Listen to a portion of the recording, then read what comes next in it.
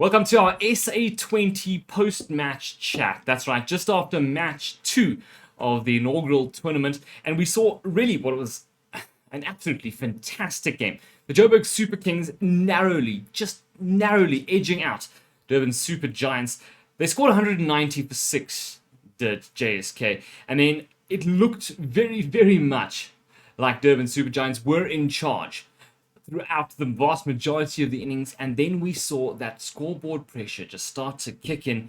Eventually, 174 was all that they could manage from their 20, giving the Super Kings a win by 16 runs. Now, to help me break it all down is our fellow commentator here, Mr. Reza. Reza, welcome. Thank you very much. What did you make of the game? Yeah, some very impressive performances all around. I had said while we were commentating as well that I really did feel that both teams would be obviously not happy with the result for Durban, but accepting that they were well within range. They showed themselves to be a force to be reckoned with, and I think they certainly had Joburg stressing at certain points in that game, definitely during their batting innings. Save for some heroics there within the batting lineup. I think it was a fantastic game, a really a good advert for the tournament. And we think we can be quite happy with the production and the overall level of play. Absolutely. Well, I mean, I want to start with that first innings, where we saw Joburg Super Kings. To be honest, they were in a huge amount of trouble. I mean, at one point, if I have a look here quickly, they were 27 for 4, Absolutely. and yet they somehow brought it back due to one man. Just how important was Donovan FERREIRA? Huge. His impact can't be underestimated. And a lot of weight on his shoulders, a lot of questions around the amount that he was bought for and his popularity within the auctions. And you wonder whether that was expected from within the team from him. I think the way the dressing room looked at the time, that they were kind of accepting that they were headed down a bit of a rabbit hole there, and they were pleasantly surprised by his performance. I was pleasantly surprised by his performance, and he showed a lot of grit, a lot of skill, bravery, I think is the word that comes to mind there. He was not afraid to take it on when he knew that there was not a lot of batting behind him.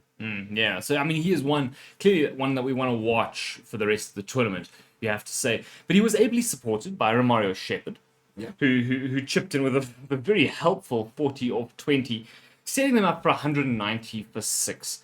Now, if we move to the next innings, do you think perhaps Durban Super Giants almost underestimated that target? Because, I mean, they spent a long time without a single wicket gone. I mean, they lost their first wicket at 98 runs. So, I mean, do you think maybe they underestimated? Do you think maybe they thought, well, we'll get there, we're only 1 wicket down? Yeah, I had some concerns about their lineup in the first place. There's a lot of all-rounders there, not a lot of pure batsmen. Quinny de Kock, obviously being the name that comes to mind, and he did what everyone expected him to do. He came out there firing.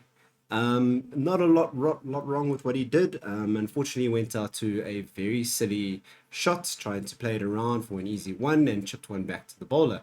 And he would have been expecting, though, that his colleagues around him stepped up. He set them up for success. They were sitting at about, I think when he went out, probably about 9 and over, which is not a lot in T20 cricket, to chase for about 8 overs, or 9 overs at the time. And unfortunately, his colleagues got bogged down, admittedly, by some very good bowling.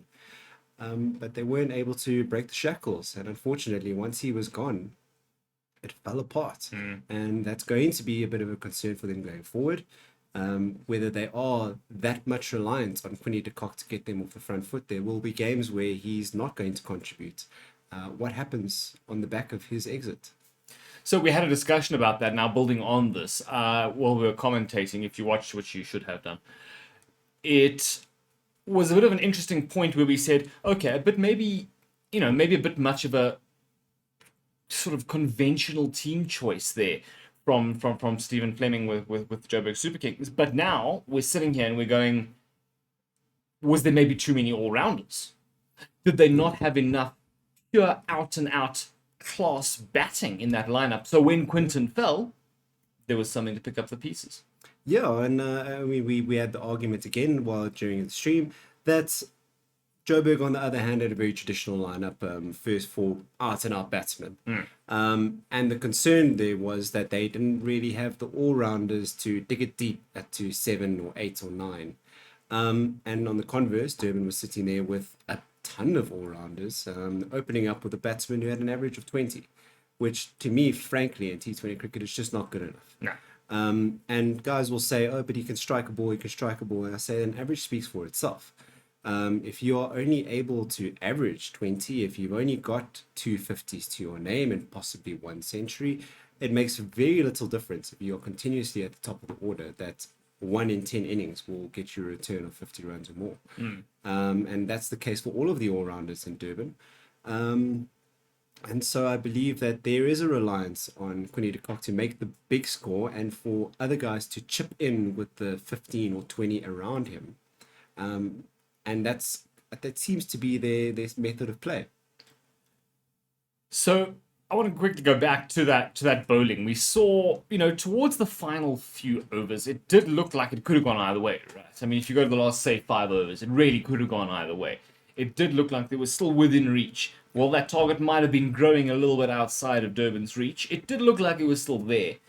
And then we went to an absolutely fantastic final over. Yeah, I mean, we talk about the final over, but he had replicated it, Zari Shepherd, Yes. in his second, third, and fourth over. He'd done the exact same thing. And he unfortunately caught a bit of tap off Quinny de Kock, who is in his own right a freak of nature. I mean, you can't read too much into that. He's going to send everyone at some point or another. But he pulled it back with confidence, with poise, with a lot of skill, a lot of cutters, a lot of Yorkers, the occasional short ball, which is well directed. And they simply just couldn't work around him. And guys like Heinrich Klaassen just weren't able to get on top of him. And he showed something that I didn't know he had in him. And I hope for the rest of the tournament that Joburg can rely on him. Absolutely. So now we need to talk about the tournament, because obviously it's been a big talking point. So in closing, we need to have a look at it and say, all right, the first match was, I mean, look, it was a beauty of an affair from a Devil Brevis perspective, but this match was a much closer match. Do you think this was maybe, if anything, a as good or even better advertisement for the tournament, the kind of thing we can expect to see or are hoping to see? I definitely think so. That first game as well could have very easily gone down to the wire, but for an incredible opening partnership for MI Cape Town. And I think that's, to say it's a better advert for the game, of course it is. It's a lot closer. It's exciting, a higher score, all of that. But I think this tournament is looking good. I feel excitement in the crowd, that this Durban Stadium on a Wednesday evening packed out. And I think that we can be optimistic about its prospects and hope that it can only go up from there. And I think that this partnership with India is looking very good. Looking very good. Yeah, well, that's the word then from our expert to wrap up what was match 2 of the inaugural Betway SA20 tournament. And just to recap for you, a fantastic opening innings from 190 for 6 from their 20. Saw the Joburg Super Kings just able to put the squeeze on when they needed, and were able to take that win in the end by, I don't want to say a comfortable, but, a reasonably controlled 16 runs, which is something that I'm sure Stephen Fleming will be very, very happy to see the coach of Johannesburg Super Kings. As for Durban's Super Giants, I suppose they'll be left rueing a good few missed chances. They had the game well within reach, and then just things started to fall apart. Is there too much of a reliance on Quinton de Kock? Well, that does remain to be seen. But I do hope you join us for the next stream, which will be underway very shortly with the upcoming match 3 of, as I say, this inaugural Betway SA20 between Eastern Cape and the Pretoria Capitals. Be sure to join us then. Thank you very much.